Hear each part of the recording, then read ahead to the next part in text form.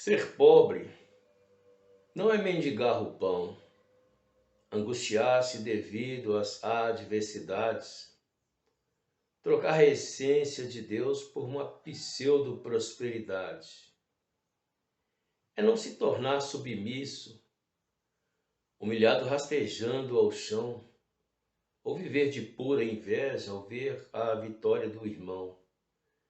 Não é pensar que Deus, que é bom e glorioso, é apenas Deus de paz, nunca foi poderoso. Não é concordar com a miséria, a enfermidade e a dor. É nos momentos mais difíceis confiar sempre no Senhor. Ser pobre é coletivo de irmão, cegamente em Deus confiar, deixar os problemas com Ele, saber que Ele pode ajudar. É fugir da ganância e ambição, ter sempre fé e esperança, que mesmo não sendo rico, pode-se viver em bonança, sem jamais ter que temer, achando-se um pobre coitado, trazer toda a força e firmeza, estar em Cristo alicerçado, viver em nossas vidas o testemunho da vitória, pois somos mais do que vencedores. Jesus Cristo é a nossa glória. É seguir sempre confiante e resoluto em nossa prece. Nós podemos todas as coisas naquele que nos fortalece. Bendito seja esse Deus maravilhoso, cujo nome é Jesus Cristo. Eu gostaria de meditar num texto que nós encontramos no livro escrito por Mateus, no capítulo 6, a partir do versículo 25. Se eu pudesse, quando fecho os olhos, eu me sinto como se eu fosse transladado para essa época. Se eu pudesse estar lá para ouvir a voz suave desse Deus maravilhoso, dizendo essas palavras,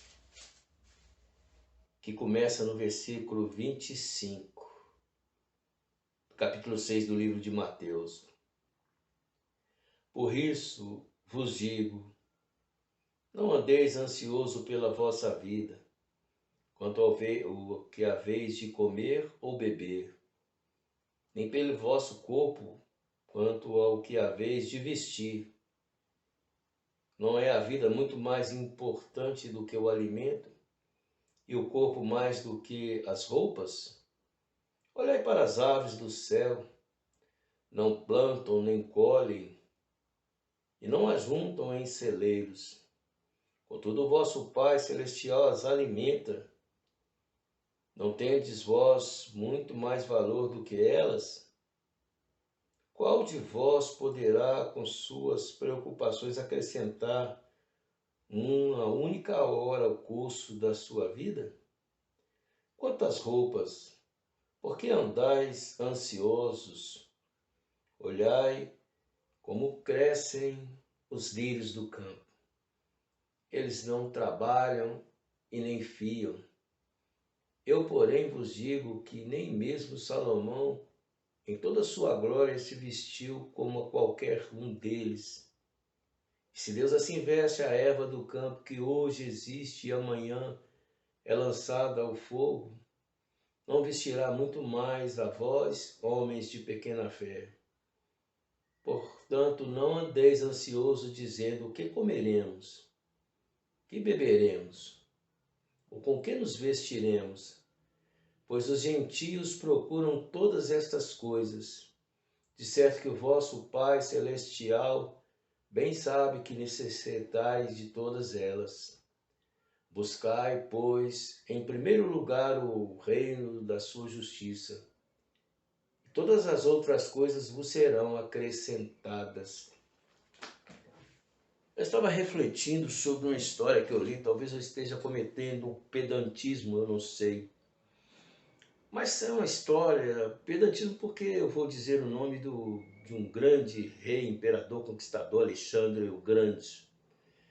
Conta-se a história que ele deparou com um homem muito sábio, um filósofo, mas cheio de andrajoso, um homem mulambento, simplificando, um mendigo. E a grande realidade é que ele, sensibilizado e também ao mesmo tempo admirado com a sabedoria desse filósofo, quis mostrar a sua capacidade, a sua forma e tentou ajudá-lo de alguma forma, para mostrar que ele tinha condições de ajudá-lo.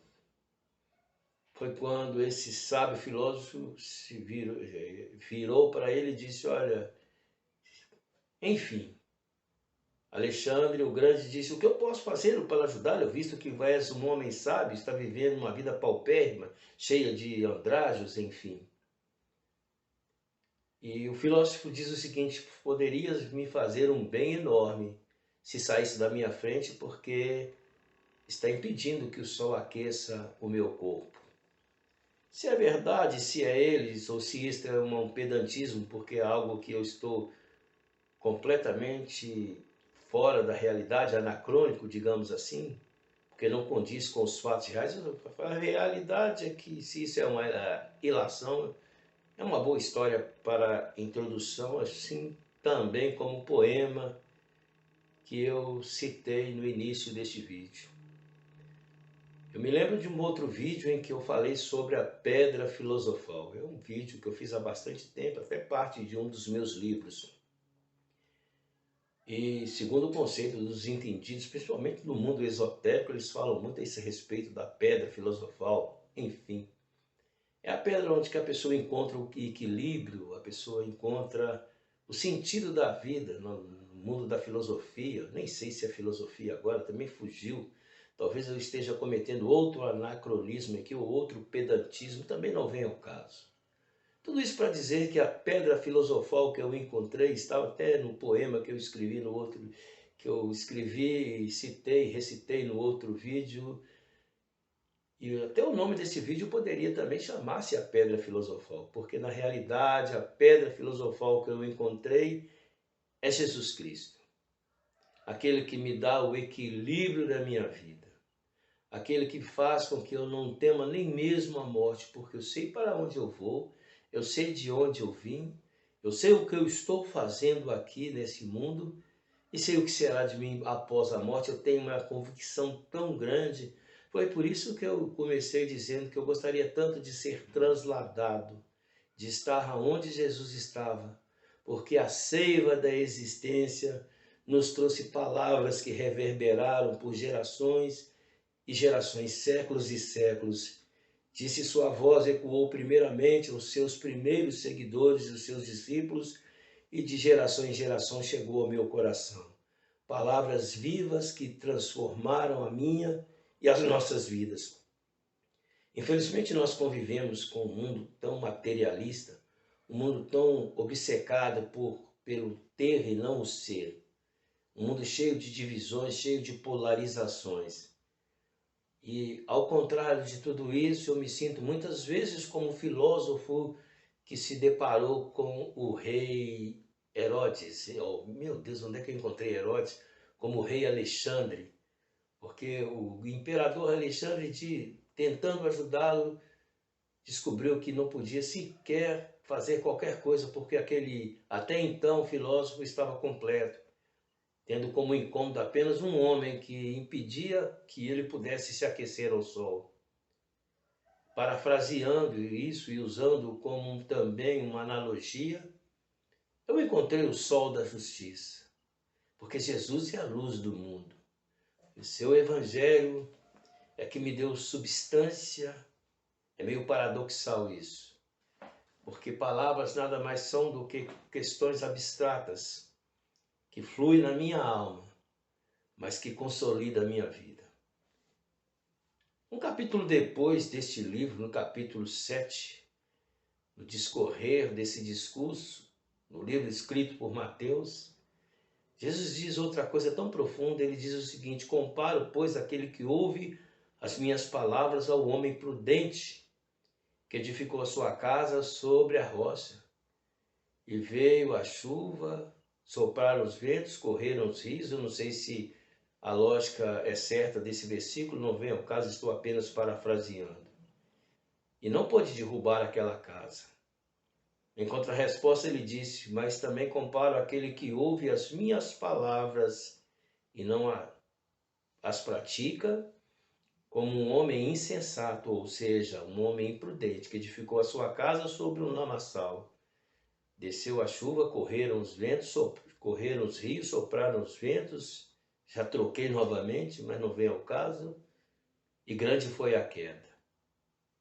Por isso é que é importantíssimo que venhamos a confiar não nos valores terrenos, nos valores, e muito mais do que aquele filósofo, porque quando eu me lembro bem, era um homem autossuficiente, confiado na sua capacidade, na sua força e na sua sabedoria. Quando a proposta deste evangelho, nas palavras desse Deus querido, é que nós venhamos a negarmos a nós mesmos, tomar a cada dia a nossa cruz e segui-lo. Ou seja, esvaziarmos de nós mesmos, da nossa autossuficiência, o que fatalmente nos leva à dependência do Teu Santo Espírito. Então nós deixaremos de andar ansioso com qualquer coisa, porque assim como Deus pode sustentar uma ave, mas vale a pena lembrar aqui que Deus, ele realmente alimenta as aves, mas ele não joga o alimento dentro do ninho das aves. As aves vão em busca e encontram esse alimento. Assim tem que ser com nossas vidas, porque nós, se ficarmos assentados esperando, a fome nos matará. Se aquele filósofo ficou assentado ali ao sabor do sol, por mais sábio que ele seja, por menos incomodado, por mais que ele não se importasse com as questões cotidianas, se ele não aceitasse ou não fizesse qualquer coisa que pudesse locomover-se, morreria de inanição. Nós temos a nossa pedra filosofal, o sol que aquece os nossos espíritos, mas não gananciosamente, mas sim com confiança nesse mesmo Deus, devemos agir e esperar nele. E para concluir, já que estou falando sobre autossuficiência e uma dependência profunda e subserviência, que é o contrário, o antágono, subserviência a esse Deus, existe um capítulo que fala sobre a autossuficiência e a subserviência, onde um profeta, pouco mais de 600 ou cerca de 600 anos antes desse mestre querido vir a este mundo, deixou palavras que são imprescindíveis, tanto em questão da autossuficiência, como também em questão da subserviência. Quando Jeremias deixou testificado no capítulo 17 do seu livro, que bendito é o homem que confia no Senhor, cuja esperança é o Senhor. Ele é como uma árvore plantada junto ao ribeiro, e as suas raízes se estendem para as águas. Não receia quando vem a sequidão, enfim, as suas folhas ficam verdes e ao seu tempo ele dá o seu fruto. Isto é subserviência ao Senhor.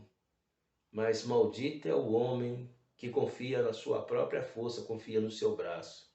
Ele é como uma árvore plantada no deserto.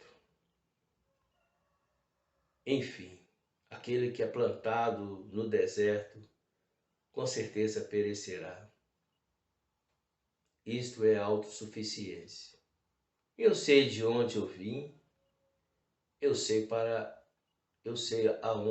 onde estou e sei para onde eu vou. Do que mais preciso eu senão manter-me subserviente àquele que me criou, que pela sua graça me resgatou. Bendito seja o teu santo nome. Amém.